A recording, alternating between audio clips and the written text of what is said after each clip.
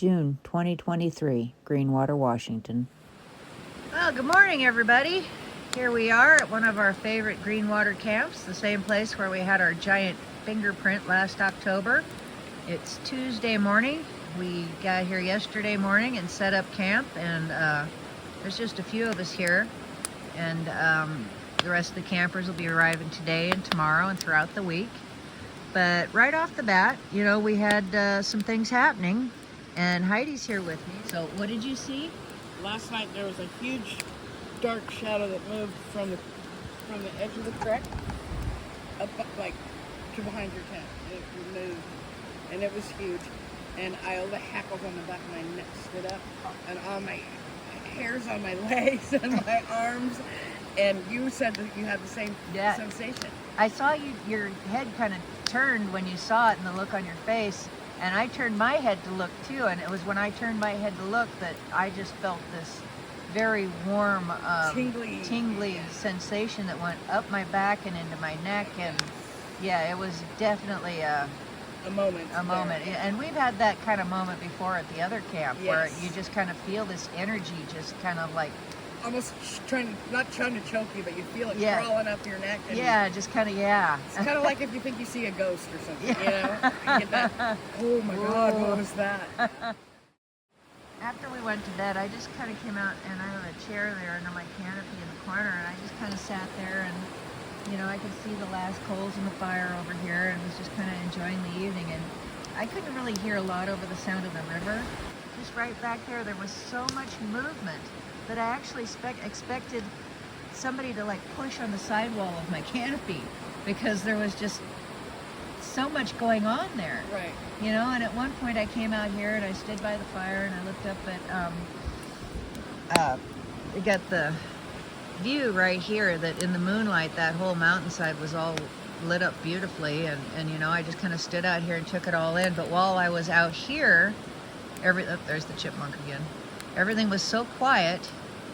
And then it wasn't until I'd go back under my canopy or into the tent that it sounded like things were happening again.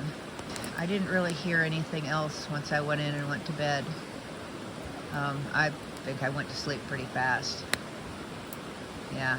But you know, this morning, I went over to the potty tent, and right in front of the potty chair inside the tent, there's a glyph. And my first thought was, well, that's an interesting glyph. And I got to looking at it, and it's like, well, you know what? That looks just like the potty chair with boards under the legs, just like ours.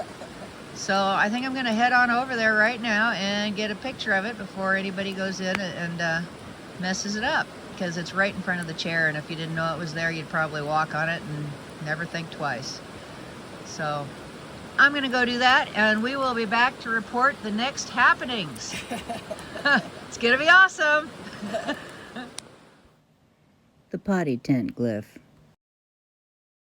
So here's our potty tent, graffiti and all. It's very artistic. And let's see that glyph. So there's our potty chair, where we have a hole with a chair with boards on either side so that, you know, it doesn't sink in. And then if you look at this, I believe it's been kicked slightly here, we have a glyph of the potty chair with like boards underneath. That one there I think got stepped on. But do you see it? Legs, boards, there's the back. Potty chair, potty chair. Pretty cool, huh? Check out the pulled out little grass plant. Does that upturned root represent the pea going down into the hole? Later that afternoon. Okay, so I'm here behind my tent, and last night I sat inside under the canopy and I listened to all kinds of movement and activity just right here beside me. And I walked out by the fire, and of course it stopped then, only when I had the sidewall of the canopy that I was hearing it. So I came out here to look and see if there's anything interesting. These leaves, very healthy, very fresh. You know, brand new spring leaves, and as I just walked through here, I went to lift this out of the way, and you can see it has a fresh break right there where I didn't realize this was split until I lifted it. So what I saw this morning when I looked out here was these marks in the bank, and the river's actually gone up a little bit through the day. There was a little more clearance here, but that's like really fresh. And I don't know what it is. I mean, it's not really a shoe mark or a footprint. It's just, you can see where it's almost like a bowl shape has been pushed up, which in itself isn't all that interesting, but I have this exact same shape and relatively same size bowl kind of shape that appeared in the little flower bed off my porch when the round rocks were moved and a little stick was stuck in the ground. And what do I find a few feet away? Right there. Oh, and a triangle glyph, a little triangle glyph. Let's take a quick look back at that print and stick found at the cabin a month earlier. The stick is still there. Balls haven't been moved, but I'm kind of looking at this.